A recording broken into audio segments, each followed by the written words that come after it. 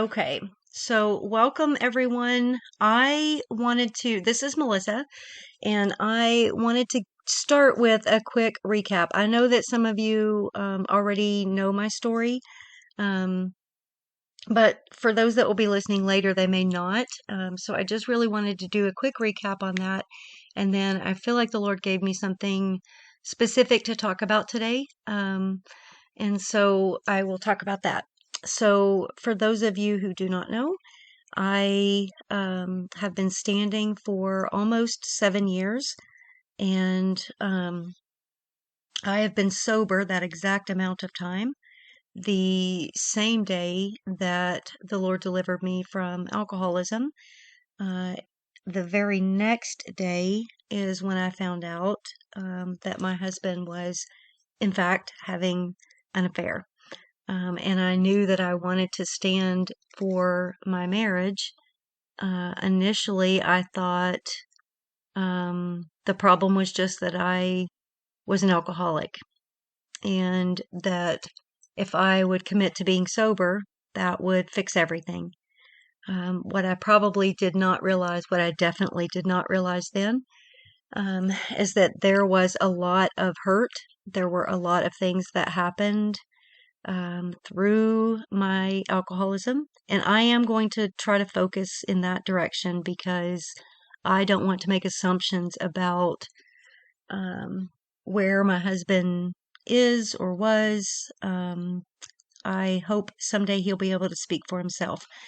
But for now, I will just say that because I was so lost and so broken and coping with my life through alcoholism.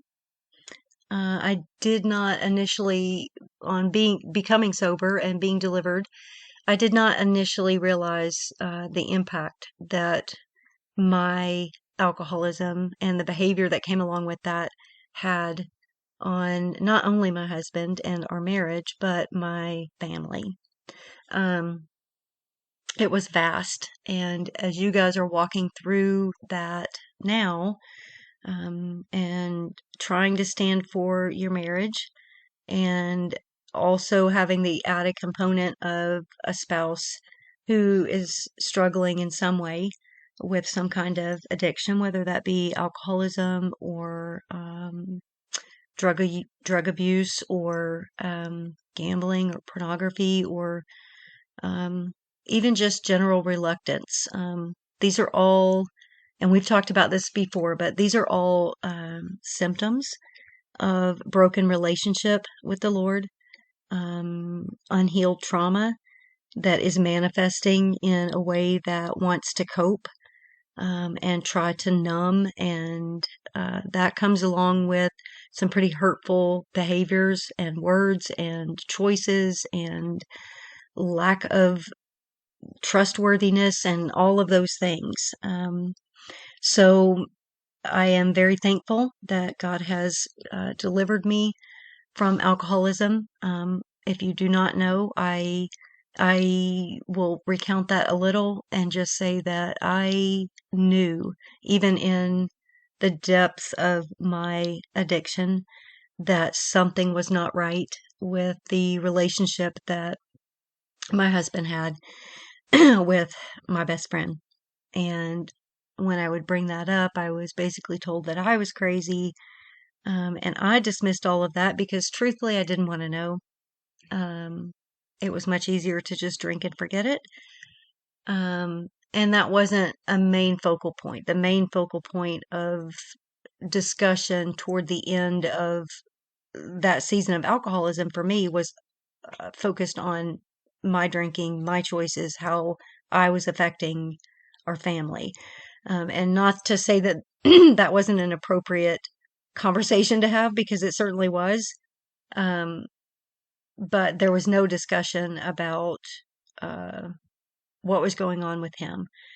And again, that is a sort of a side note, but as the Lord delivered me from alcoholism, as I said, I knew that something was not right. And I suspected that there was an affair happening. And I, in the middle of I had come off of a 3-day binge, um, literally drinking from sun up and I mean early until I passed out or ran out, whichever the case might be. And I had stopped drinking for that particular day. Um, and I was, I guess you could say sobering up, but I was definitely still intoxicated. And it just hit me. I'm going to have to fight, if I want our marriage restored. And God, I can't do that if I'm an alcoholic. They're just not congruent. They don't go together. So I need you to take this away from me so that I can fight for my marriage. And there was a lot of crying and weeping and grieving, even in that night. But I did I went to bed, and I woke up the next morning, and as soon as my eyes opened, I knew that my life was forever changed. It was as if God had done some kind of surgery on me while I slept in the middle of the night and pulled that, whatever that is, out of me. I knew as soon as I opened my eyes that I was delivered and healed of that. That and it shocked me because it was so apparent that it was no longer a part of who I was. And even to think back on that, it's so strange to me because alcoholism, that addiction, the drive to numb and drink and forget and deflect and not take responsibility, all of that was just part of who I had become or how I behaved. I'll say it that way. That's a much better way to say it. Um, so when I woke up that next morning, I literally felt like a different person. I was sober. I was not hungover, but I was very aware that there was some serious deception that had taken place in my life and that I had lived and believed lies for years. And so there was a sadness as I started to recognize um, what I had done and who I had behaved as. Over the course of the next few days, my husband and I had a conversation, and he did admit that he was having an affair. There was an agreement that he would not see her or talk to her for a couple of weeks, and many of you know that she had been my best friend. So I definitely called her and said, if our friendship meant anything to you, you will you will respect and honor and not have phone calls and conversations and all of that with him for the next 2 weeks as he figures out what it is that he wants to do. I have no idea where that came from. The idea that I thought having a conversation with her or him and insisting on my rights as his wife would have any kind of real impact or influence. I think that was completely fleshly motivated, but I literally did not know better at that point. Um, so anyway, I thought that's what was happening, and I thought it would be that simple. I would get sober, and we would heal whatever was broken and go back to marriage. That is not what has happened. I have remained sober for the entire time. There's never been a time in my case where I was tempted to drink or go back to that. I, like I said, it felt like surgery had been done, and that was just removed from my life. What has been far, far more challenging for me is healing and grieving and reconciling and acknowledging and apologizing and changing and growing and all of those things, like, doing life, having relationship with the Lord, and replacing lies from the enemy that I believed not only about myself but about other people, and um, exchanging those lies for the truth of who God made me to be. And that is sort of what today is about. So that's a recap of my story. I have been standing, as I said, for almost 7 years, and I've been sober for that amount of time. The trauma that I experienced in my childhood and lack of identity in relationship with the Lord, not knowing Him, and not knowing who He created me to be, those two main things are what contributed to alcohol or addiction being an option for me, to cope with life. And I suspect that many of your spouses are also dealing with those exact things. And so that's kind of what I wanted to talk to you about today. So one of the things that I've realized this week, and if you saw my post earlier in the group, um, I'm not going to talk specifically about what happened, but I am going to relay uh, what God showed me about what happened in my life this week. There's been some pretty significant breakthrough in personal relationships that I have. And as I was sort of processing that breakthrough, um, God was talking to me about the duality of personality that has always existed in me, and how when I wasn't surrendered to the Lord, um, that those two parts of the calling and the personality that God created me with, um, were out of control. So I'll just tell you what those two things are for me. And as you listen to me say this, I am not just talking about me. I believe that God is using what's happening in my life, and my story to open some doors or some understanding for you guys in relationship, or in relation to your spouses. So one of the things that I know about myself is that I have uh, a deep compassion. Sorry. I have a deep compassion for the underdog, for the person who finds themselves trampled on, where unfair things have happened. And I know that all of that is born from my own experiences, um, in my childhood and young adult life, of trauma and dysfunction and not knowing how to process that, and not having anyone to defend me or stand up for me or tell me truth or protect me or any of those things. And while I am healing and have healed from a lot of those things, I don't believe the negative lies and untruths that those things spoke over me in many ways. My heart is still really broken for 8-year-old Melissa and 10-year-old Melissa that lived through those things. And I believe that God allows that to stay as a part of who I am, because it helps me to see the brokenness in other people, and maybe not judge so harshly or simply look at circumstances and think, well, they're making a terrible choice. I always look at those behaviors and choices as brokenness, unhealed brokenness.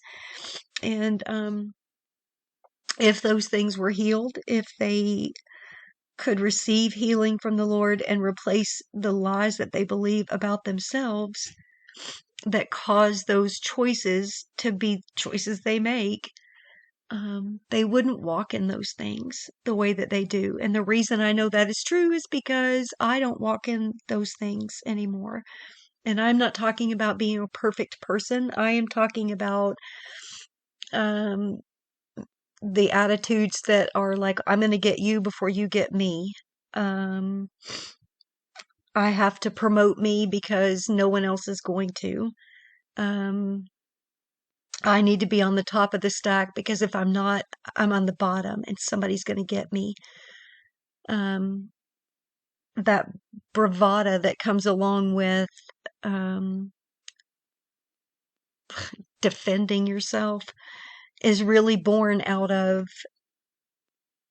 unhealed junk And so I think God allows that me to remember what it was like to be, to not have someone, to not have someone love me enough to defend me or stand up for me or protect me. And so I see that in other people when they behave in certain ways. That's what my heart goes to. Oh my gosh, what are they walking through? What unhealed trauma do they have that's causing them to act like that? Because while I don't believe that we're just, oh, this is going to sound weird. I don't believe that we're just good by nature. I do believe that God created us to be in His image, and He's good. So it's in there, but we live in this broken and fallen world that, sort of stomps on us and molds us into molds us into what it wants us to be, through negative and terrible, dysfunctional circumstances and situations. And we learn to just sort of navigate life based on that. And then, of course, that other piece, not having anything to replace it with, not having knowledge of who God is and who He created you to be. It's just a recipe for brokenness and not living in victory, not being able to see another way through or a way out. And so there's that part of my personality or character or nature makeup that really feels compassion for people who are making poor choices. Now, I'm not excusing, I'm not saying it's okay, and I'm not saying, poor, pitiful them, and it's okay because they have some unhealed trauma. That's not my intent. But it's definitely part of how I see people when they're making unhealthy choices. And one of those unhealthy choices is coping by using addiction, alcohol, pornography, gambling, adultery, whatever. So that part of my personality always existed. Before Jesus, that part of my personality didn't want to ever, ever hold a single person in any position of accountability or judgment, if I can say it that way, ever. Because I could only identify with the brokenness in them. And so I didn't want to hold them accountable at all. After Jesus, that part of me says, my heart is breaking for you, that you see this as an option, that this is the way that you should choose and behave. But it definitely says, get up, get up. I know this hurts. I know that you see this as the way forward, but I'm going to need you to get up, because living in that pain only brings more destruction, only brings further, it just compounds. It just keeps building and building and building. The other part of my nature or character is this really strong sense of justice. And I absolutely believe that we all connect and are created to connect with God in different ways. And one of those ways for me is a really strong sense of right and wrong, black and white, left and right. Like my brain just sort of processes things in that way. And so that can be extremely legalistic, biblically or Bible concerned, where you're just looking at the law, the commandments, and I'm not discounting any of it. It's all God's word, absolutely. But to the point that I would leave any grace or wiggle room out. which sounds completely opposite of everything that I just said about having compassion. And that's the point of what I wanted to talk about today. How there can be this duality, the way that I saw it this week was, oh guys, I'm so sorry. Let me see if I can, hold on one second. Let me see if I can put my, I'm so sorry. One second.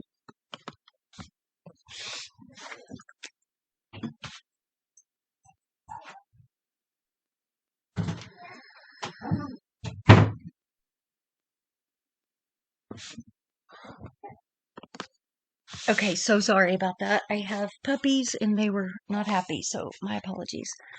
So what I was saying is that like there was these two totally different like sides to my personality. Um, and before the Lord, before I was saved and delivered and began real relationship with God, that was completely unbalanced. Um, I didn't have any um, I didn't have any balance in that, no wisdom in that. Oh, I don't know what I was saying too. The way that I saw it was sort of like it was like a scale, and on one side you had this very compassionate, my heart is breaking for you on one side, and then on this other side it was like, but get it together. There's a right and wrong way to do this, and I was always finding myself leaning and sort of going back and forth. As to which was ruling. Um, there was no there was no balance, none. And before before the Lord set me free, I did not have the ability to um, what's the word, regulate that. Like it was completely based on emotion, like totally based on emotion. And so hang in there. This absolutely relates to your spouses. Um, and so there was no way to regulate that. It was all just based on emotion. There was no balance. There was no wisdom. There was no Holy Spirit leading me in any of that. So on one side, I was crying with you because you were so broken. And on the other side, I was a big loudmouth, spewing, we need justice and this is wrong and we should be doing it this way and you need to change your life, and like just emotional chaos. And what I have found on the other side of relationship with the Lord and being delivered, and not having alcohol to influence how I navigate life, is that when I surrender those things, like He created me with those parts to who I am. And there is function and purpose in those things, in having that compassionate heart and that need or desire for justice.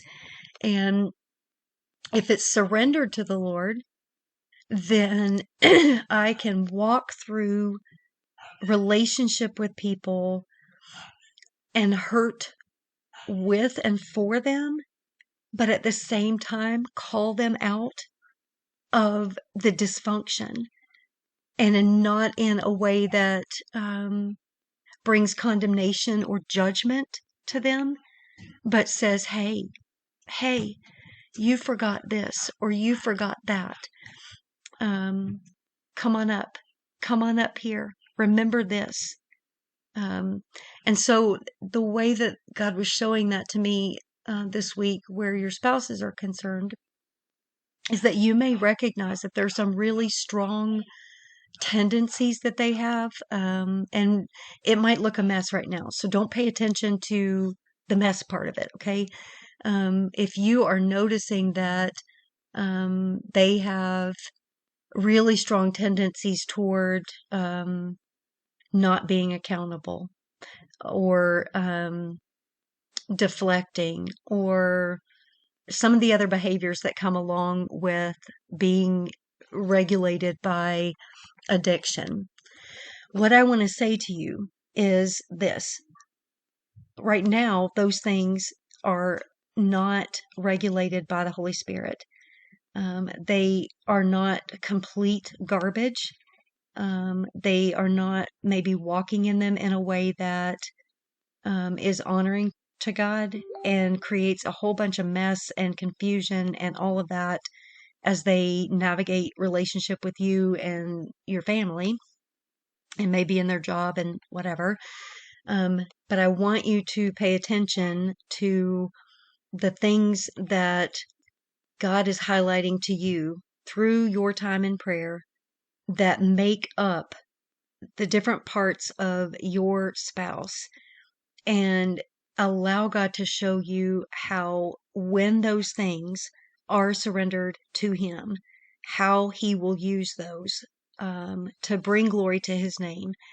And there's a reason I think that God brought that specifically to my attention this week, um, because it's easy to focus on the chaos and the dysfunction of how those things are showing up in their life.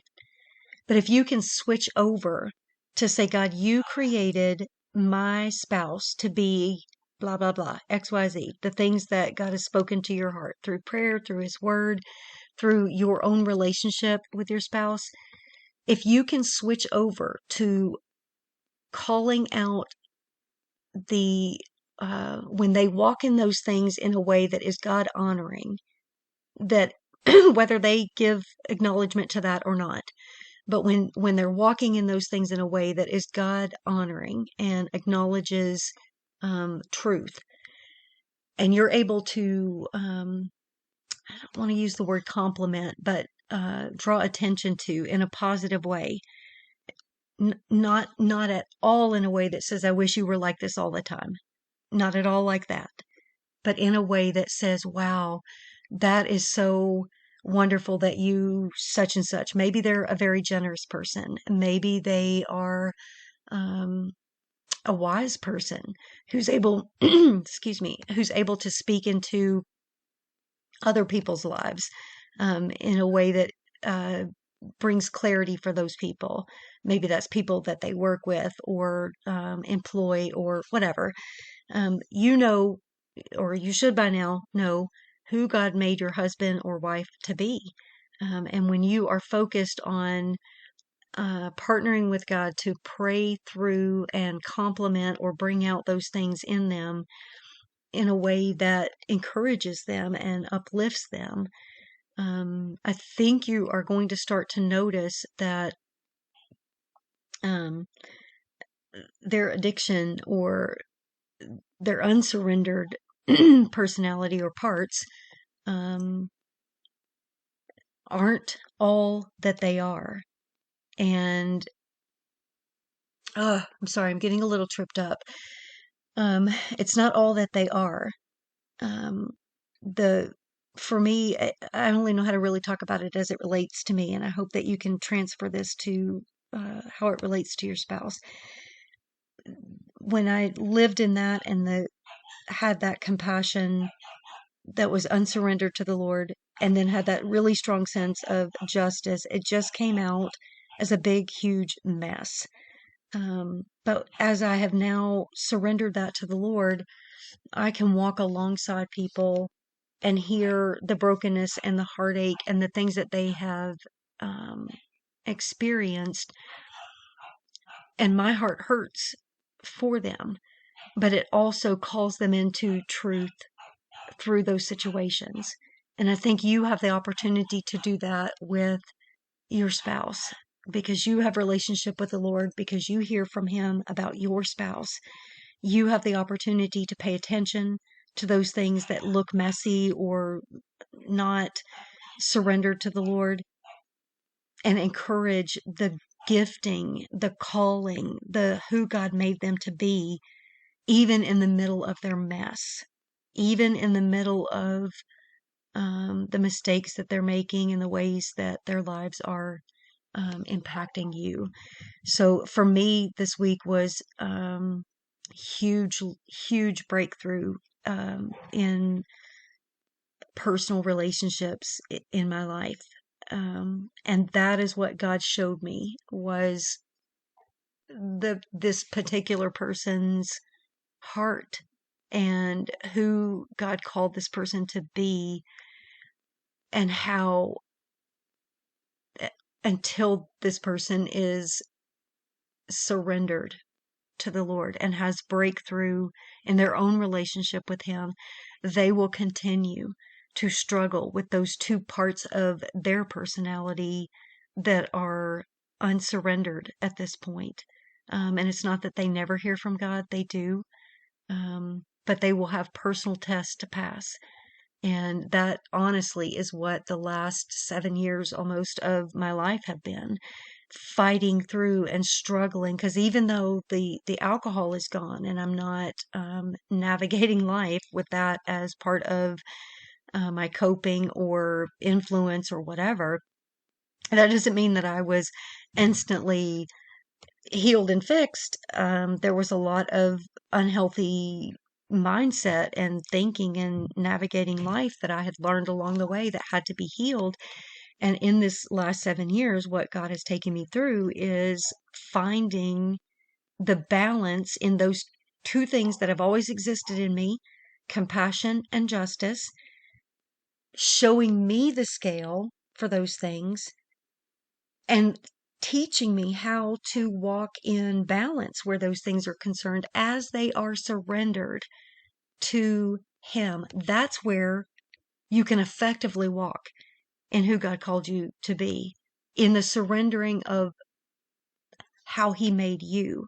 So as you're navigating this, and some of this is applicable for you guys personally, um, not related to your spouse at all.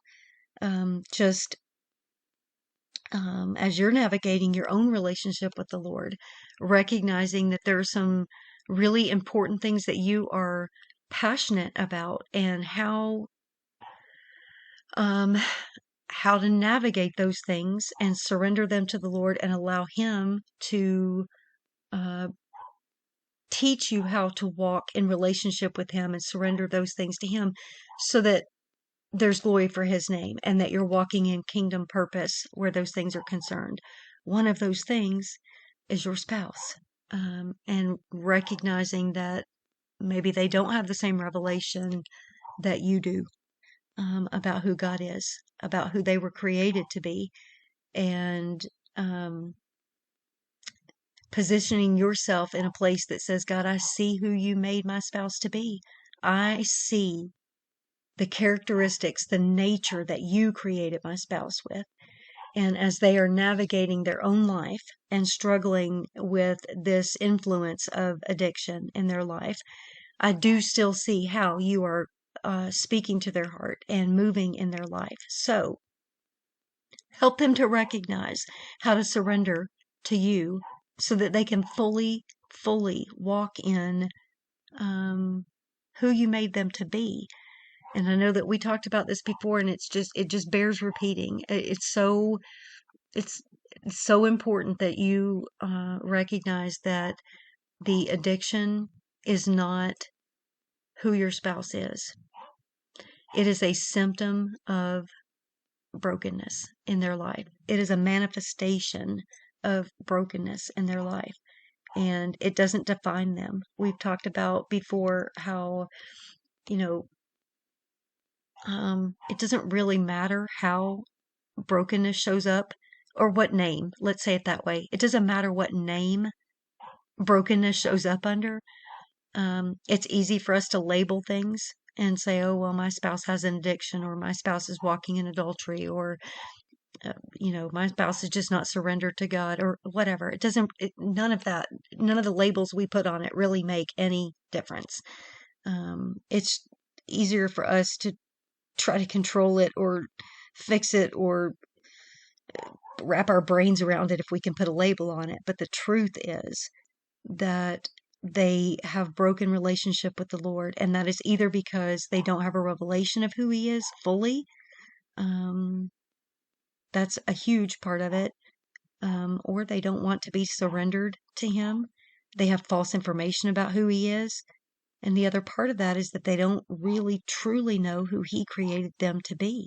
And as long as those things are present, coupled with the junk that they are not healed from, that they are using addiction to cope with, um, that's what you get.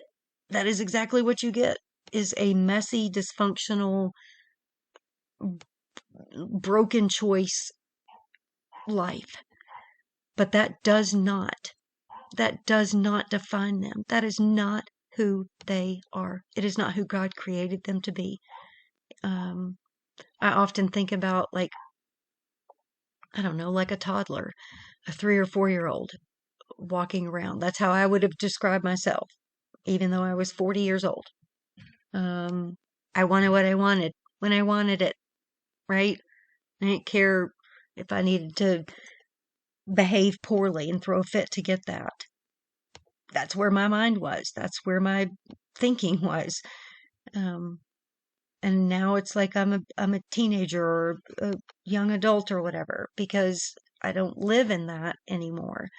But do you think that 3 or 4 year old like thinks they're that just do you look at that 3 or 4 year old that's throwing a fit and think, well, that's just who they are? No. No, you recognize that they aren't mature, that there are things they don't know about life because they're 3 or 4. And even though somebody can be chronologically 40 or 50 or 30 or whatever years old, chronological age has nothing to do with emotional intelligence or spiritual maturity. Not at all. And I think a lot of times we get hung up on that, like, well, he's a grown man. Well, she's a grown woman. And what does that have to do with their spiritual maturity, their relationship with the Lord, their emotional intelligence? It doesn't have anything to do with those things. So they're going to be operating out of whatever belief and mindset and maturity that they have in relationship with the Lord. And for us to continue to be like shocked, amazed, surprised that that's what's happening, for me, it is wasted energy. It is focus on something I cannot change. And that is wasted energy and wasted time. If I can recognize that that is where they are, fair or not fair, right or not right, it is where they are.